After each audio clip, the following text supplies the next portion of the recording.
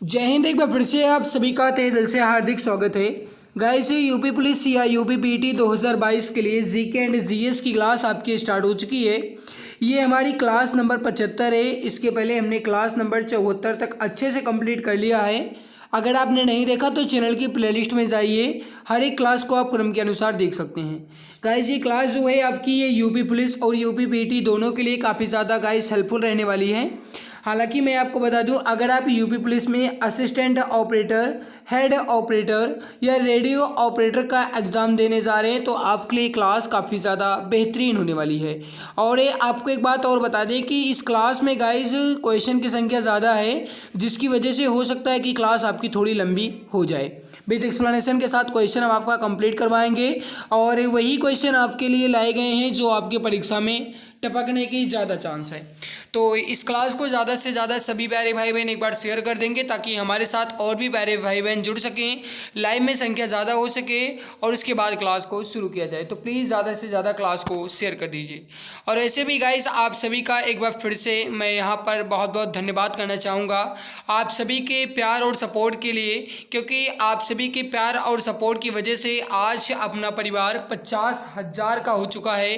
Guys, 50,000 बच्चे हमारे साथ जुड़ चुके हैं। हमारा परिवार 50,000 का हो चुका है। और बस आप सभी प्यारे भाई बहन से एक ही निवेदन है कि ऐसे ही प्यार और सहयोग देते रहिएगा। निश्चित है कि हम बहुत आगे तक जाएंगे अगर आप सभी का प्यार और सपोर्ट बना रहेगा तो।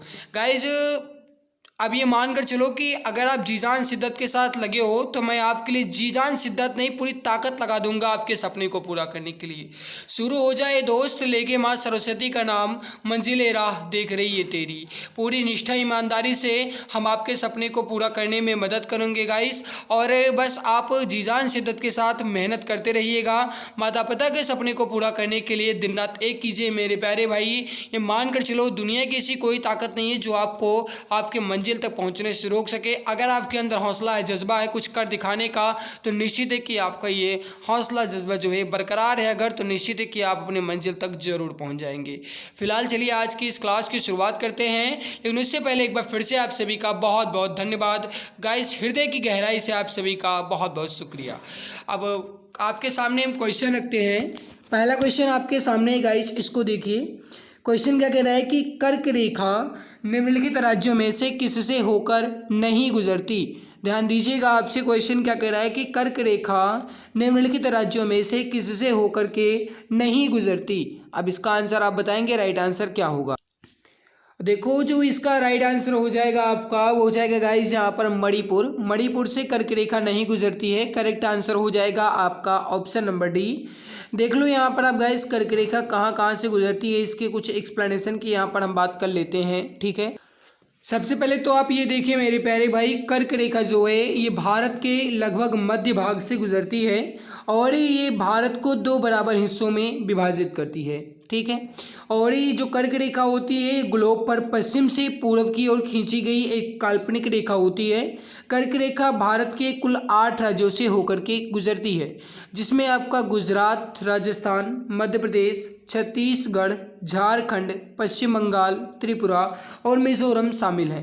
लेकिन ये मणिपुर से नहीं गुजरती है। तो मतलब यहाँ पर राइट आंसर क्या हो जाएगा आपका, ऑप्शन नंबर डी बिल्कुल परफेक्ट हो जाएगा। अगला प्रश्न आपके सामने है, भारतीय भूमि को लगभग 2 बराबर हिस्सों में विभाजित करता है।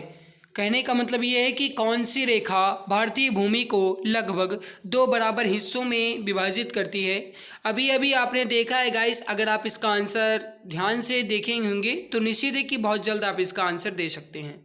तो भारतीय भूमि को लगभग 2 बराबर हिस्सों में विभाजित करते हैं। राइट आंसर हो जाएगा आपका, वो हो जाएगा कर्क रेखा। करेक्ट आंसर हो जाएगा आपका ऑप्शन नंबर बी। अगला प्रश्न आपके सामने है, निम्नलिखित में से किसे भारत और पाकिस्तान के बीच की सीमा माना जाता है। निम्नलिखित में से किसे भारत और पाकिस्तान के बीच की सीमा माना जाता है। सही आंसर हो जाएगा आपका, वो हो जाएगा रेड क्लिफ रेखा। करेक्ट आंसर हो जाएगा ऑप्शन डी। जो भी डियर प्यारे भाई option number D Radcliffe रेखा बता रहे हैं, बिल्कुल सही आंसर हो जाएगा।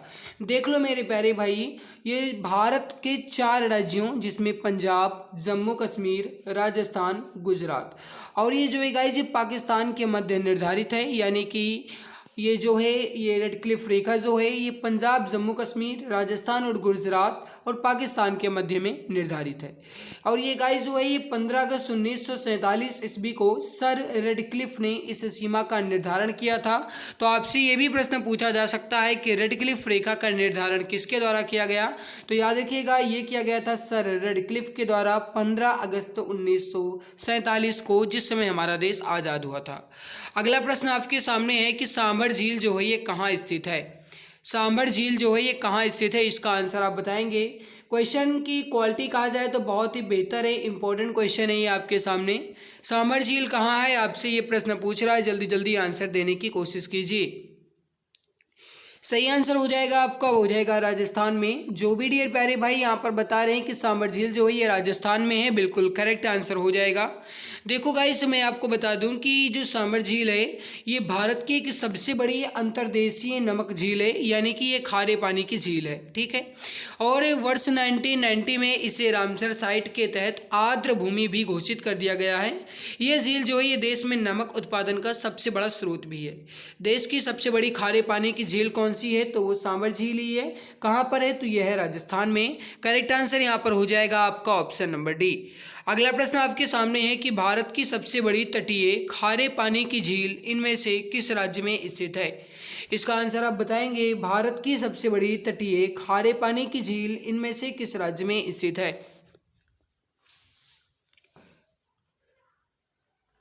सही आंसर हो जाएगा, वो हो जाएगा यहाँ पर आपका उड़ीसा में। करेक्ट आंसर हो जाएगा ऑप्शन बी। जो भी डियर प्यारे भाई ऑप्शन नंबर बी उड़ीसा बता रहे हैं, बिल्कुल सही आंसर हो जाएगा। देख लो भारत की सबसे बड़ी तटीय खारे पानी की झील जो है वो कौन सी है, चिल्का झील। और चिल्का झील है कहाँ पर, तो ये उड़ीसा या फिर उड़ीसा में है। चिल्का झील जो है गाइस ये भारतीय उपमहाद्वीप पर प्रवासी पक्षियों के लिए एक सबसे बड़ा शीतकालीन स्थल है, ये भी आप याद रखिएगा। अगला प्रश्न आपके सामने है, क्या कह रहा है कि लोकटक झील किस राज्य में स्थित है। देखो मैं आपको बता दूं कि ये सारे क्वेश्चन आपके एग्जाम के पॉइंट ऑफ व्यू से काफ़ी ज़्यादा महत्वपूर्ण हैं। तो कृपया अगर आप इसका आंसर नहीं जानते हैं तो स्क्रीनशॉट ले लीजिएगा या आप इसको पेन डाउन कर लीजिएगा, ठीक है। लोकटक झील जो ये किस राज्य में स्थित है, आपसे ये प्रश्न पूछा गया है। राइट आंसर हो जाएगा आपका, हो जाएगा मणिपुर में। करेक्ट आंसर हो जाएगा यहाँ पर आपका ऑप्शन नंबर ए। देखो गाइस जो लोकटक झील है ये झील पूर्वोत्तर भारत की ताज़ी पानी की सबसे बड़ी झील है। तो अगर आपसे प्रश्न ये पूछा जाता है कि ताज़े पानी की सबसे बड़ी झील पूर्वोत्तर में कौन सी है, तो वो है गाइस लोकटक झील। और एक बात आप और याद रखिएगा, लोकटक झील जो है ये विश्व के एकमात्र ऐसी झील है जिसमें तैरते हुए द्वीप हैं। तो आपसे ये भी प्रश्न पूछा जा सकता है कि विश्व की एकमात्र ऐसी झील का नाम बताएं जिसमें तैरते हुए द्वीप हैं, तो वो है गाइस लोकटक झील। है कहाँ पर, तो ये है मणिपुर में। इस झील में जलीय घास तैरते रहते हैं जिन्हें फुमड़ी भी कहा जाता है, आप ये भी याद रखिएगा। मैंने आपसे क्लास के शुरुआत में ही बता दिया था कि इस क्लास में गाइस मैं एक्सप्लेन के साथ आपके हर एक क्वेश्चन को कंप्लीट करवाऊंगा। तो हो सकता है कि क्लास आपकी थोड़ी लंबी हो जाए, तो इसीलिए गाइस आप क्लास को धैर्य के साथ जरूर देखिएगा। अगला प्रश्न आपके सामने है कि गांधी सागर बांध जो है यह किस राज्य में स्थित है। वेरी वेरी इंपॉर्टेंट क्वेश्चन है आपके एग्जाम के पॉइंट ऑफ व्यू से। इसका आंसर आप दीजिए, राइट आंसर क्या हो जाएगा। गांधी सागर बांध किस राज्य में स्थित है, आपसे यह प्रश्न पूछ रहा है। सही आंसर हो जाएगा आपका, वो हो जाएगा यहाँ पर मध्य प्रदेश में। करेक्ट आंसर हो जाएगा आपका ऑप्शन ए। गांधी सागर बांध जो है ये किस राज्य में है मेरे प्यारे भाई, तो मध्य प्रदेश में है। करेक्ट आंसर हो जाएगा आपका ऑप्शन नंबर ए। देखो गांधी सागर बांध जो है गाइस ये मध्य प्रदेश में चंबल नदी पर स्थित है, ये याद रखिएगा। और इसकी महत्वाकांक्षा ये है कि ये बहुउद्देशीय चंबल नदी घाटी परियोजना का पहला और प्रमुख बांध है, ठीक है। चंबल नदी परियोजना के अंतर्गत राणा प्रताप सागर, जवाहर सागर और कोटा बैराज बांध का भी निर्माण किया गया है, आप ये भी याद रखिएगा। अगला प्रश्न आपके सामने आरपीएफ एसआई की परीक्षा में क्वेश्चन पूछा गया है, भाखड़ा नागल बांध जो है ये किस नदी पर बनाया गया है। वेरी वेरी इंपॉर्टेंट क्वेश्चन है आपके एग्जाम की दृष्टि से। क्वेश्चन क्या कह रहा है कि भाखड़ा नागल बांध जो है ये किस नदी पर बनाया गया है। जल्दी जल्दी आंसर देने की कोशिश कीजिए, इसका सही आंसर क्या हो जाएगा। सही आंसर हो जाएगा आपका, हो जाएगा सतलज। करेक्ट आंसर हो जाएगा आपका ऑप्शन नंबर डी। याद रखिएगा मेरे प्यारे भाई, भाखड़ा नागल बांध जो है यह उत्तर भारत के हिमाचल प्रदेश में बिलासपुर में सतलज नदी पर एक ठोस गुरुत्वाकर्षण बांध है। तो आपसे ये भी प्रश्न पूछा जा सकता है कि भाखड़ा नगर बांध जो है ये किस राज्य में है। तो याद रखिएगा ये हिमाचल प्रदेश के बिलासपुर में है। बांध जो है गाइस ये गोविंद सागर जलाशय बनाता है, ये भी आप याद रखिएगा। बांध जो है ये लगभग 518 मीटर लंबा तो वहीं लगभग 226 मीटर ऊंचा भी है। अगला प्रश्न आपके सामने, कपास की काली मिट्टी या ब्लैक कॉटन सॉइल को और क्या कहा जाता है? बताइए इसका सही आंसर क्या हो जाएगा। क्वेश्चन आपके एग्जाम की दृष्टि से महत्वपूर्ण है, जल्दी जल्दी आंसर देने की कोशिश कीजिए। कपास की काली मिट्टी या ब्लैक कॉटन सॉइल को क्या कहा जाता है? सही आंसर हो जाएगा आपका ऑप्शन नंबर बी, रेगुर मिट्टी कहा जाए या फिर कहा जाए कपासीय मिट्टी या फिर कहा जाए काली मिट्टी या फिर कहा जाए मेरे प्यारे भाई यहाँ पर रेगुर मिट्टी या लावा मिट्टी। तो राइट आंसर यहाँ पर क्या हो जाएगा आपका ऑप्शन नंबर बी। अगला प्रश्न आपके सामने का इस क्वेश्चन क्या कह रहा है इसको समझिए। बारिश के तुरंत बाद उत्पन्न हुई मिट्टी की सौंधी खुशबू को क्या कहते हैं? अब गाइस आपने इसका तो प्रैक्टिकल किया ही होगा। जैसे अगर गाइस बहुत ही जली यानी कि बहुत दिनों से बारिश ना हुई हो, बहुत तपती हुई भूमि हो और अगर बारिश हो जाती है तो उससे बहुत ही अच्छी खुशबू आती है ना। मन करता है कि जितनी भी मिट्टियाँ महक रही हैं सारी मिट्टियाँ को खा लें, है ना मेरे प्यारे भाई। लेकिन ये बात आप समझ लो, अगर आपसे क्वेश्चन ये पूछा जाता है कि उन मिट्टियों को जो सौंधी हुई खुशबुओं में होती हैं उन मिट्टियों को कहा क्या जाता है, तो याद रखिएगा उन्हें पेट्रीचर कहा जाता है।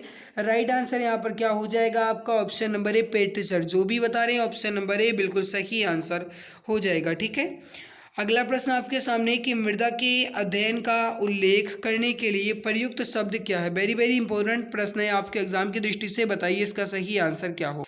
और मेरे प्यारे भाई अगर आपने अभी तक क्लास को लाइक नहीं किया है तो एक बार जो भी प्यारे भाई बहन क्लास को लाइक नहीं किए हैं वे एक बार लाइक ज़रूर कर देंगे। देखो आपका लाइक और आपका सब्सक्राइब करना ही हमें मोटिवेशन मिलता है, आपका एक लाइक ही हमें मोटिवेशन करता है, हमें मोटिवेट करता है। तो प्लीज़ क्लास को ज़्यादा से ज़्यादा लाइक करें और अपने प्यारे भाई बहन तक जितना हो सके उतना शेयर करें ताकि गाइस और भी मित्र को इसका फ़ायदा मिल सके। तो मृदा के अध्ययन का उल्लेख करने के लिए प्रयुक्त शब्द है वो है भूमि विज्ञान। राइट आंसर हो जाएगा आपका ऑप्शन नंबर ए, भूमि विज्ञान। जो भी बता रहे हैं ऑप्शन नंबर ए बिल्कुल सही आंसर हो जाएगा, करेक्ट आंसर आपका हो जाएगा। अगला प्रश्न आपके सामने, भाभा परमाणु अनुसंधान केंद्र जो है ये कहाँ पर है? भाभा एटॉमिक रिसर्च सेंटर कहाँ स्थित है? आपसे ये प्रश्न पूछ रहा है, बताइए इसका सही आंसर क्या हो जाएगा। वेरी वेरी इंपॉर्टेंट क्वेश्चन है आपके एग्जाम की दृष्टि से, जल्दी जल्दी आंसर देने की कोशिश कीजिए मेरे प्यारे भाई, इसका सही आंसर क्या हो जाएगा।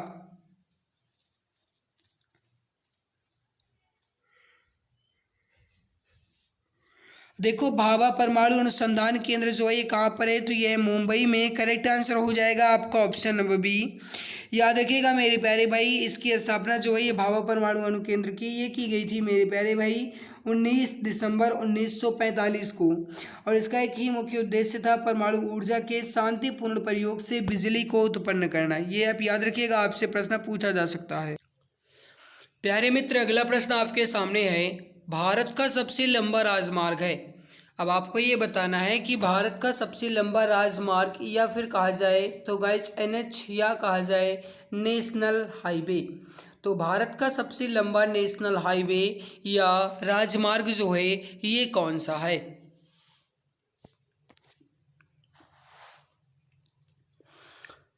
वेरी वेरी इंपॉर्टेंट क्वेश्चन है, समझने के बाद आंसर दीजिएगा। तो देखो भारत का सबसे लंबा राजमार्ग कह रहा है, सही आंसर हो जाएगा आपका वो हो जाएगा NH44। राइट आंसर हो जाएगा आपका NH44। करेक्ट आंसर हो जाएगा ऑप्शन नंबर ए। याद रखिएगा मेरे प्यारे भाई जो NH44 है इसका पहले जो नाम था ये था NH7। आपसे ये भी पूछा जा सकता है ये राजमार्ग जो है ये जम्मू कश्मीर के श्रीनगर से लेकर के दक्षिण भारत के कन्याकुमारी तक जाता है। कुल इसकी लंबाई है 3745 किलोमीटर। आपसे ये गाइस जितना भी टॉपिक मैंने यहाँ पर बताया, जितने भी पॉइंट बताए हैं इनको याद रखिएगा, आपसे ये पूछा जा सकता है। ठीक है, अगला प्रश्न आपके सामने है कि किस भारतीय शहर को गुलाबी शहर या पिंक सिटी भी कहा जाता है? इसका आंसर आप बताएंगे, सही आंसर क्या हो जाएगा। किस भारतीय शहर को गुलाबी शहर या पिंक सिटी भी कहा जाता है? सही आंसर हो जाएगा आपका, हो जाएगा जयपुर को। करेक्ट आंसर हो जाएगा आपका ऑप्शन नंबर ए। देखिएगा इस यहाँ पर कुछ प्रमुख भौगोलिक उपनाम दिए गए हैं, इसको आप देख लीजिए। जैसे गुलाबी का शहर जो है ये जयपुर को कहा जाता है। बुनकरों का शहर जो है ये हरियाणा के पानीपत को कहा जाता है।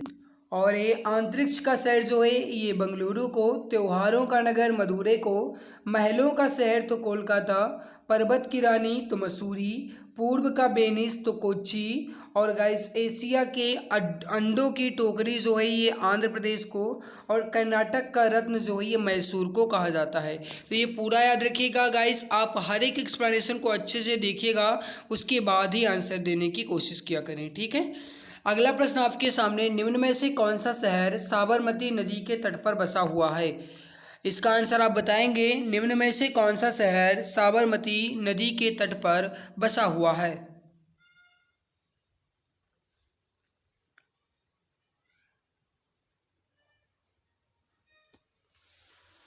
सही आंसर हो जाएगा आपका, हो जाएगा अहमदाबाद। करेक्ट आंसर हो जाएगा ऑप्शन नंबर डी, अहमदाबाद बिल्कुल परफेक्ट आंसर हो जाएगा, ठीक है। यहाँ पर आप देख लो मेरे प्यारे भाई, जो साबरमती नदी है इसी के तट पर अहमदाबाद बसा हुआ है, और ये पश्चिम भारत के गुजरात राज्य में स्थित एक बड़ा शहर है अहमदाबाद, और इसे भारत का मैनचेस्टर भी कहा जाता है। तो आपसे ये भी प्रश्न पूछा जा सकता है कि भारत का मैनचेस्टर किसे कहते हैं, तो वो अहमदाबाद को कहा जाता है। और अहमदाबाद में कांकरिया झील, हठी सिंह जैन मंदिर, जामा मस्जिद, साबरमती आश्रम, ये सभी जो है गाइस कुछ प्रमुख पर्यटक स्थल भी हैं, ठीक है। अगला प्रश्न आपके सामने, आरआरबी जेई स्टेज सेकेंड 1/8/2019 के शिफ्ट नंबर 3 का क्वेश्चन है। नासिक शहर निम्नलिखित नदियों में से किसके किनारे स्थित है? ये प्रश्न आपके एग्जाम की दृष्टि से बहुत ज़्यादा इंपॉर्टेंट है, आपसे पूछा जा सकता है, तो समझने के बाद आंसर दीजिएगा।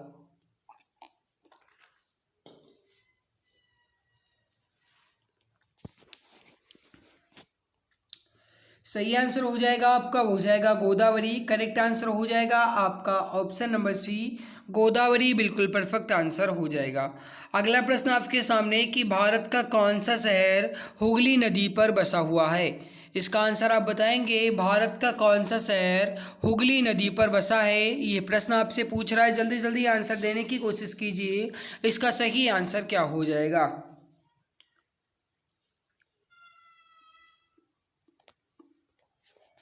सही आंसर हो जाएगा आपका, हो जाएगा कोलकाता। करेक्ट आंसर हो जाएगा आपका ऑप्शन नंबर डी। यहाँ पर आप देख लो गाइस, जो कटक है ये महानदी के तट पर बसा हुआ है। गंगटोक जो है ये रानी पुलके नदी पर बसा हुआ है। वहीं चेन्नई जो ये कुवम और अंडयार नदी के किनारे बसा हुआ है।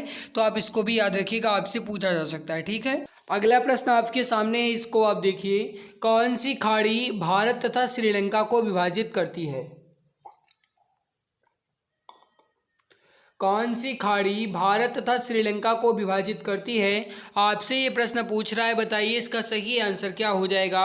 करेक्ट आंसर हो जाएगा आपका, वो हो जाएगा पाक की खाड़ी। करेक्ट आंसर हो जाएगा आपका ऑप्शन नंबर डी, बिल्कुल परफेक्ट आंसर हो जाएगा। अगला प्रश्न आपके सामने गाइस, के निम्न में से किस भारतीय राज्य की सीमा अंतर्राष्ट्रीय सीमाओं को स्पर्श नहीं करती?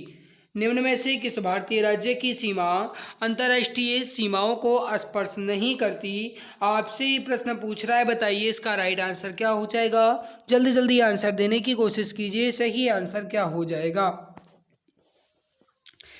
मेरे प्यारे भाई याद रखिएगा, सही आंसर हो जाएगा आपका हरियाणा। करेक्ट आंसर हो जाएगा ऑप्शन नंबर बी। अगला प्रश्न आपके सामने कि भारत की सबसे लंबी सीमा किस देश के साथ है? भारत की सबसे लंबी सीमा जो है ये किस देश के साथ है? देखो, अगर आपको ये प्रश्न इजी लग रहे हैं, बहुत ही इजी क्वेश्चन लग रहे हैं, तो गाइस आप स्पीड बढ़ा सकते हैं।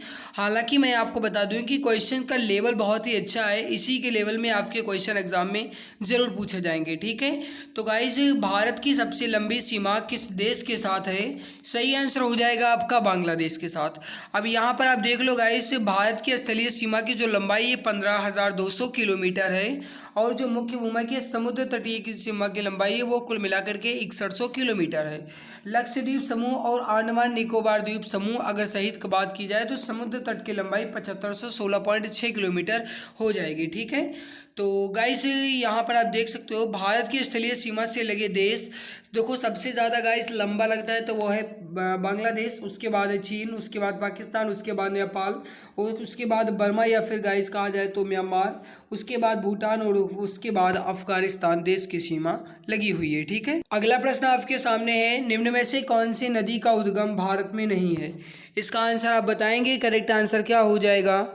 निम्न में से कौन सी नदी का उद्गम भारत में नहीं है? यह प्रश्न आपसे पूछ रहा है, जल्दी जल्दी आंसर देने की कोशिश कीजिए। सही आंसर क्या हो जाएगा?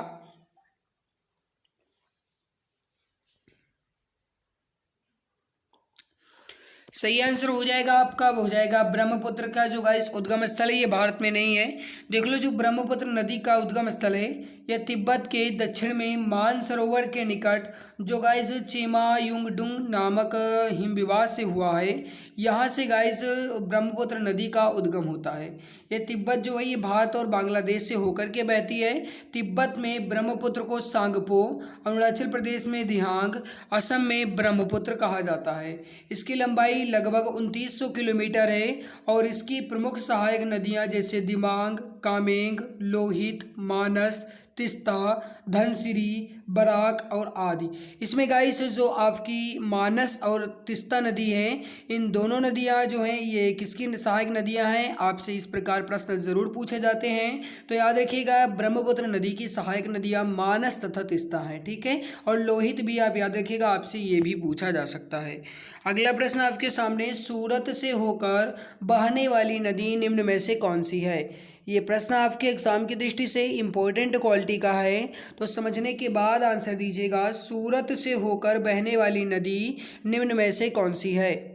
और मेरे प्यारे भाई, मैं आप सभी से रिक्वेस्ट करना चाहूँगा कि जो भी प्यारे भाई बहन चैनल पर पहली बार आए हैं वह सब्सक्राइब ज़रूर कर लेंगे, ताकि आने वाली हर एक नई वीडियो की नोटिफिकेशन, हर एक लाइव क्लास की नोटिफिकेशन सबसे पहले मिले।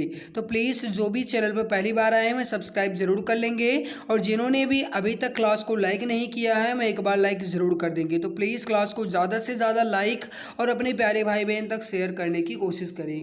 सूरत से होकर बहने वाली नदी निम्न में से कौन सी है? सही आंसर हो जाएगा आपका, वो हो जाएगा ताप्ती नदी। करेक्ट आंसर हो जाएगा आपका ऑप्शन नंबर डी। अगला प्रश्न आपके सामने गाइस की, इनमें से कौन सी विश्व की सबसे लंबी नहर है? इसका आंसर आप बताएंगे। इनमें से कौन सी विश्व की सबसे लंबी नहर है? आपसे ये प्रश्न पूछ रहा है, और अरबी एनटीपीसी 12 फरवरी 2021 के शिफ्ट फर्स्ट का प्रश्न है, और ये प्रश्न जो है आपके एग्जाम की दृष्टि से महत्वपूर्ण भी है। समझने के बाद आंसर दीजिएगा। सही आंसर हो जाएगा आपका, वो हो जाएगा वीजिंग हांगजोउ ग्रांड नहर। ये विश्व की सबसे लंबी नहर है। करेक्ट आंसर हो जाएगा आपका बीजिंग हांगजोउ ग्रांड नहर। करेक्ट आंसर हो जाएगा आपका ऑप्शन नंबर ए। अगला प्रश्न आपके सामने कि स्वेस नहर जो वाणिज्य के लिए अत्यंत महत्वपूर्ण है किस देश में बनाई गई थी? गाइस मैं आपको बता दूं कि इस क्लास में मैंने मात्र आपके भूगोल से संबंधित प्रश्न लिए थे, लेकिन जो भी प्रश्न आपके लिए लेकर आए गए थे बहुत ही बेहतर क्वालिटी के क्वेश्चन थे, बहुत ही अच्छे क्वेश्चन आपके सामने लेकर आए गए हैं। ठीक है, देखो स्वेस नहर जो वाणिज्य के लिए अत्यंत महत्वपूर्ण है किस देश में बनाई गई थी, इसका आंसर आपको बताना है। सही आंसर हो जाएगा आपका, वो हो जाएगा मिस्र में। करेक्ट आंसर हो जाएगा आपका ऑप्शन नंबर ए। देखो मिस्र जो है गाइस, यहाँ पर स्वेस नहर के कृत्रिम समुद्री जलमार्ग है। निर्माण इसका 1859 से लेकर के 1869 के मध्य भूमध्य सागर और लाल सागर को जोड़ने के लिए किया गया था, और इसका निर्माण जो है फ्रांसीसी इंजीनियर फर्डिनेंड डी लेप्सिस की देखरेख में हुआ था। स्वेस नहर को सन 17 नवंबर 1869 ईस्वी को नेविगेशन के लिए खोला गया था। जमाल अब्देल नासेर ने वर्ष 1956 में इस नहर का राष्ट्रीयकरण किया, और यह नहर यूरोप और एशिया को जोड़ने में भी बहुत ही महत्वपूर्ण भूमिका निभाती है। तो आपसे इन सभी पर क्वेश्चन पूछे जा सकते हैं, तो आप इसको याद रखिएगा। ठीक है, अगला प्रश्न आपके सामने, अभी अभी मैंने आप सभी को बताया भूमध्य सागर और लाल सागर जो है ये कौन सी नहर को जोड़ती है? मेरे प्यारे भाई इसका सही आंसर हो जाएगा आपका, वो हो जाएगा स्वेज नहर को। करेक्ट आंसर यहाँ पर क्या हो जाएगा आपका, स्वेज नहर। जो भी डियर प्यारे भाई ऑप्शन बी बता रहे हैं बिल्कुल सही आंसर हो जाएगा। अगला प्रश्न आपके सामने, जियोग्राफी शब्द जो है ये किसके द्वारा गढ़ा गया था? जियोग्राफी शब्द जो है ये किसके द्वारा गढ़ा गया था, आपसे ये प्रश्न पूछ रहा है। बताइए इसका सही आंसर क्या हो जाएगा। जल्दी जल्दी आंसर देने की कोशिश कीजिए, करेक्ट आंसर क्या हो जाएगा। अब देखो मेरे प्यारे भाई, जियोग्राफी शब्द जो है किसके द्वारा गढ़ा गया था। राइट आंसर हो जाएगा आपका इरेटोस्थनीज। करेक्ट आंसर हो जाएगा आपका ऑप्शन नंबर डी, बिल्कुल परफेक्ट आंसर हो जाएगा। अगला प्रश्न आपके सामने, मौसम शब्द जिसका अर्थ होता है मानसून के अर्थ में इनमें से किस भाषा से संबंधित है। इसका आंसर आप बताएंगे। जो मौसम शब्द है यह किस भाषा से संबंधित है, आपसे ये प्रश्न पूछ रहा है। बताइए इसका सही आंसर क्या हो जाएगा। और मेरे प्यारे भाई, अगर आपने अभी तक क्लास को लाइक नहीं किया है तो एक बार सभी मित्र लाइक ज़रूर कर देंगे। जो भी चैनल पर पहली बार आए हैं वह सब्सक्राइब तो कर ही लेंगे, ताकि आने वाली हर एक नई वीडियो की नोटिफिकेशन आपको तुरंत मिला करे। ठीक है, तो राइट आंसर यहाँ पर क्या हो जाएगा। मौसम शब्द जो है मानसून के अर्थ में है, और इसके जो गाइस किस भाषा से संबंधित है, तो ये अरबी भाषा से संबंधित, याद रखिएगा। राइट आंसर हो जाएगा यहाँ पर आपका ऑप्शन नंबर डी। अगला प्रश्न आपके सामने है। क्वेश्चन क्या कह रहा है, देखो कि भूगोल का जनक जो है किसे माना जाता है। इसका आंसर आप बताएंगे। राइट आंसर क्या हो जाएगा। भूगोल का जनक जो है किसे माना जाता है, इसका आंसर आप सभी मित्र बताएंगे। राइट आंसर क्या हो जाएगा। याद रखिएगा, भूगोल का जनक जो है गाइस है इरेटोस्थनीज को माना जाता है। करेक्ट आंसर हो जाएगा आपका ऑप्शन नंबर सी, बिल्कुल परफेक्ट आंसर हो जाएगा। अगला प्रश्न आपके सामने कि माउंट गाडविन ऑस्टिन या फिर K2 की ऊंचाई जो है यह कितनी है। ये प्रश्न आपके एग्ज़ाम की दृष्टि से बहुत ही ज़्यादा इम्पोर्टेंट है, तो समझने के बाद आंसर दीजिएगा। माउंट गाडविन ऑस्टिन या K2 की ऊंचाई मीटर में कितनी है। सही आंसर हो जाएगा आपका, वो हो जाएगा 8611 मीटर। करेक्ट आंसर हो जाएगा आपका ऑप्शन नंबर डी, बिल्कुल परफेक्ट आंसर हो जाएगा। अगला प्रश्न आपके सामने गाइस की खासी, गारो, जयंतिया ये पहाड़ियाँ जो हैं ये किस राज्य में स्थित हैं। अगर आप में से कोई विनय कुमार नामक भाई देख रहे हैं तो वह इन क्वेश्चन को अच्छे ढंग से देखेंगे, क्योंकि गाइस उनके मन में कुछ सवाल थे तो वो इनका इसमें डाउट हो जाए, ख़त्म हो जाएगा। ठीक है, तो देखो खासी हो गया, गारो हो गया, जयंतिया हो गया, ये पहाड़ियाँ हैं कहाँ पर मेरे प्यारे भाई। तो याद रखिएगा इसका जो सही आंसर हो जाएगा आपका वो हो जाएगा मेघालय में। करेक्ट आंसर यहाँ पर क्या हो जाएगा आपका मेघालय। जो भी यहाँ पर डियर प्यारे भाई ऑप्शन नंबर ए बता रहे हैं बिल्कुल सही आंसर हो जाएगा। करेक्ट आंसर आपका हो जाएगा। अगला प्रश्न आपके सामने है। पहले स्थान दिया गया, फिर कहा गया में स्थित कंचनजंगा भारत की सबसे ऊंची चोटी है। गाइस क्वेश्चन आपसे ये पूछ रहा है कि कंचनजंगा जो है ये कहाँ पर है। तो याद रखिएगा सही आंसर हो जाएगा आपका सिक्किम में है। आरआरबी ग्रुप डी 2018 के क्वेश्चन पेपर हैं आपके सामने, और ये क्वेश्चन आपके लिए इंपॉर्टेंट भी है। वैसे भी अगर आप UP police assistant operator UP PT की तैयारी कर रहे हैं तो ये क्वेश्चन आपके लिए वैसे भी इंपॉर्टेंट है। तो देखो यहाँ पर गाइज कहाँ पर है। राइट आंसर हो जाएगा आपका हो जाएगा सिक्किम में। सिक्किम में स्थित कंचनजंगा जो है ये भारत की सबसे ऊंची चोटी है। ये आप याद रखिएगा, आपसे ये प्रश्न जरूर पूछा जाएगा। अगला प्रश्न आपके सामने, हिंदू कुश पर्वत की सबसे ऊंची चोटी कौन सी है। हिंदू कुश पर्वत की सबसे ऊंची चोटी कौन सी है। राइट आंसर हो जाएगा आपका वो हो जाएगा तिरछमीर। करेक्ट आंसर हो जाएगा आपका ऑप्शन नंबर बी। अगला प्रश्न आपके सामने गाइस कि हिमालय में धौलाधर पर्वतमाला डैश डैश डैश का एक भाग है। यानी कि धौलाधर पर्वतमाला जो है ये किसका एक भाग है। सही आंसर हो जाएगा आपका वो हो जाएगा मध्य हिमालय का। अगला प्रश्न, धूपगढ़ डैश डैश डैश पहाड़ी की सबसे ऊंची चोटी है। दैट मीन्स ये हुआ धूपगढ़ जो है ये किस पहाड़ी की सबसे ऊंची चोटी है। आपसे ये प्रश्न पूछ रहा है, सही आंसर क्या हो जाएगा। करेक्ट आंसर हो जाएगा आपका वो हो जाएगा सतपुड़ा की। करेक्ट आंसर हो जाएगा यहाँ पर आपका ऑप्शन नंबर ए। जो भी डियर प्यारे भाई ऑप्शन ए बता रहे हैं बिल्कुल सही आंसर हो जाएगा। अगला प्रश्न आपके सामने, अरावली पर्वतमाला के उच्चतम बिंदु का नाम क्या है। अरावली पर्वतमाला के उच्चतम बिंदु का नाम क्या है, ये प्रश्न आपसे पूछ रहा है। इंपॉर्टेंट बहुत है, जल्दबाजी नहीं करेंगे, सोचने समझने के बाद आंसर देंगे। सही आंसर हो जाएगा आपका वो हो जाएगा गुरु शिखर। करेक्ट आंसर हो जाएगा आपका ऑप्शन नंबर सी। तो मेरे प्यारे भाई, हमने यहाँ पर आपके कुछ इंपॉर्टेंट क्वेश्चन को कंप्लीट कर लिया है और इसके बाकी बचे हुए क्वेश्चंस को हम कल की नेक्स्ट क्लास में कंप्लीट करेंगे। तो गाइस, अगर आपको हमारी मेहनत अच्छी लगी तो प्लीज़ क्लास को ज़्यादा से ज़्यादा लाइक कीजिए, कमेंट में अपना फीडबैक ज़रूर दीजिएगा कि हमारी मेहनत आप सभी को कैसी लगी। और गाइस, आपका स्कोर कितना रहा ये ज़रूर बताइएगा। और अगर आप चैनल पर पहली बार आएँ तो प्लीज़ चैनल को सब्सक्राइब तो कर ही लीजिएगा, ताकि आने वाली हर एक नई वीडियो की नोटिफिकेशन जो है ये आपको टाइम टू टाइम मिला करे और आप क्लास को अच्छे क्रम से देख सकें। मेरे प्यारे भाई, कहीं अगर आपका कहीं भी कोई भी डाउट है तो आप पूछ सकते हैं। तो आज की इस बेहतरीन लाजवाब वीडियो में बस इतना ही। मिलते हैं दूसरी नई वीडियो में। आप सभी का तहे दिल से बहुत बहुत धन्यवाद, बहुत बहुत शुक्रिया। Okay, tata, bye.